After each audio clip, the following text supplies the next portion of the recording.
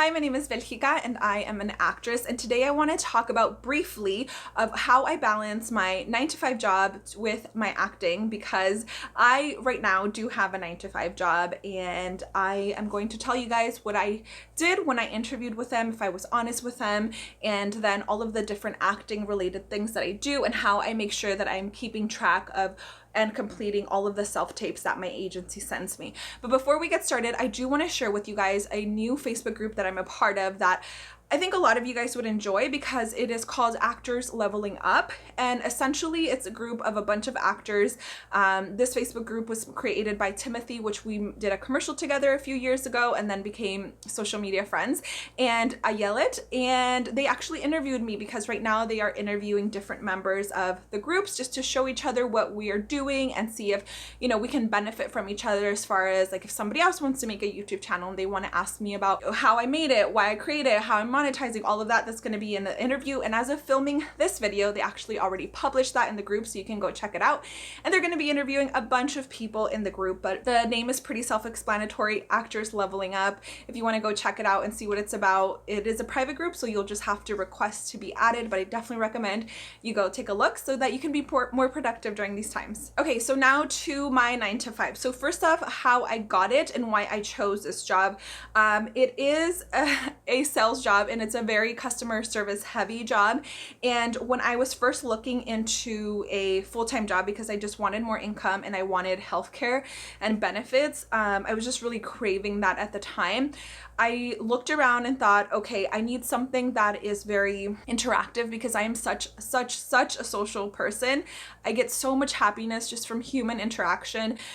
So you can imagine how I'm doing right now. I'm okay right now. But yes, so my 9-to-5 gives me a lot of socializing opportunities. So I have a sales job, and when I auditioned when I interviewed for it, I told them that I was an actress, and I told them, hey, I'm really interested in this job because this kind of sales I know I will enjoy, because I like these products, and I didn't have any kind of sales experience before then, except for selling my personality when I'm at auditions. Right? So that's what I told them, because I was like, hey, I really don't have any sales experience, but I like people. I truly like to make other people happy. I want the best for other people.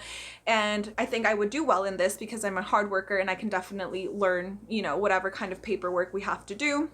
So I also told them that I was an actress and that I might have to take a long lunch once in a while for an audition. My managers so far, all of the managers I've had, they're totally fine with it. So it's definitely something that you want to bring up front and let them know, you know, why you might be switching your days off, or why you might have to take a long lunch, and really looking at the schedule and being very organized and being able to keep your 9-to-5 job happy and also your agents happy. And because I decided to get a full-time job, I have to be a lot more selective of what I say yes or no to in acting. So before, when I didn't have a full-time job and I was just doing acting, I would say yes to pretty much anything. If it was a project that wasn't going to pay me anything but sounded like a really great script or a cool music video or whatever, and they weren't paying me, I really didn't care. If I had the time and the energy and the excitement for it, I would do it.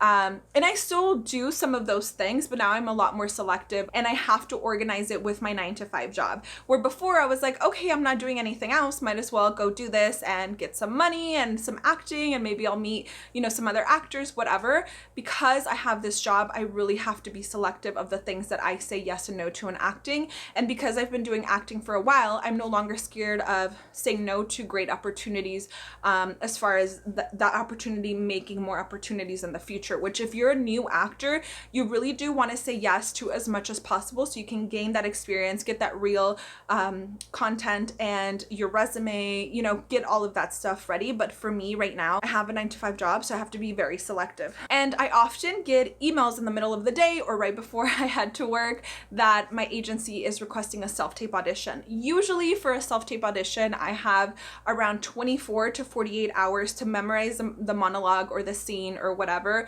film it, edit it, and send it over to my agency or whatever self-submission thing that I did.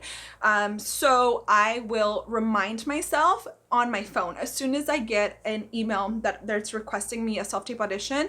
If it's before lunch, during my lunch, I will read it and start working on that scene or monologue so that after work I can film it. And sometimes work does take a lot of energy from me because there's times where we have bad days. I have to schedule on my phone an alarm to go off a certain amount of time after work to remind myself that I have to film a self-tape audition. Because even if I'm excited about this audition and I did work on it during lunch, by the time the day is over and I'm so exhausted and I get to work, I can forget it. It's definitely happened to me before where I forget that evening that I was supposed to film an audition until I have already showered and like been in bed and have to film it the next morning an hour before it's due.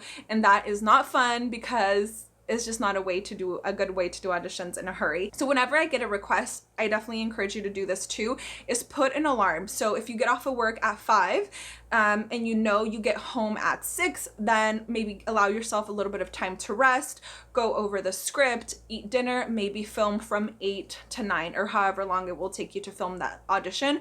Definitely put a reminder. And because a lot of the work that I get is usually commercials, and commercials, they audition and then cast and film pretty fast. If I audition on a Friday morning and they put me on hold on Friday night, I will tell my manager and let them know, hey, I might have to take, Tuesday off for a commercial because they're going to be filming and they put me on hold. I'll let you know as soon as I can. And that way I'm already giving them a little bit of feedback, because sometimes you won't find out until Monday that you've been cast, and then you go in to film on Tuesday. So you just want to, as soon as you know that you're on hold or that you have been cast in something, let your managers know so that you can schedule that and it not be a last minute thing, because you really don't want to be like, I can't come into work today.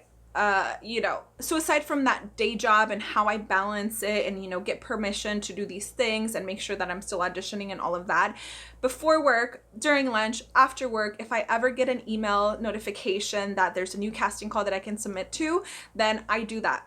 All of the time, of course, little pockets of time, because whenever you get an audition request, you want to be one of the first people that submits to it, because you can imagine how many hundreds, sometimes even thousands of people self-submit to that, and then sometimes agents are submitting to that. So of course, I always self-submit in any kind of pocket of time that I have. But the other way that I really stay connected with acting and just keep my passion for it is of course all those Facebook groups that I often have a lot of conversations with and collaborations with the people in those groups, but also my YouTube channel. And I am so grateful for my YouTube channel because it really keeps my mind on acting all of the time.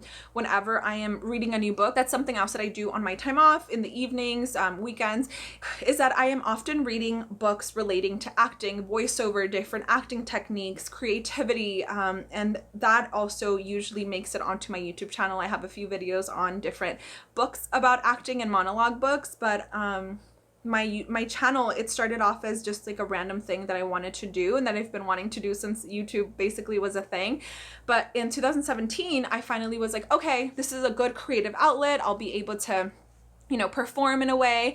And then after a while, when my friends that were still in college were asking me, hey, how did you get that commercial? Or I see that you're working, how are you doing that? Because they didn't really teach us in college, other than like theater auditions, how to get auditions for commercials, TV, film, whatever. So I was telling my friends how I was doing it, and then I realized, oh, I should make a video about it, and then I can just share it with them and other people. And then I thought, oh, if I have a channel about acting, I will have to focus on acting all of the time and learn new things and make connections, and maybe people will find me through my YouTube channel and cast me in things.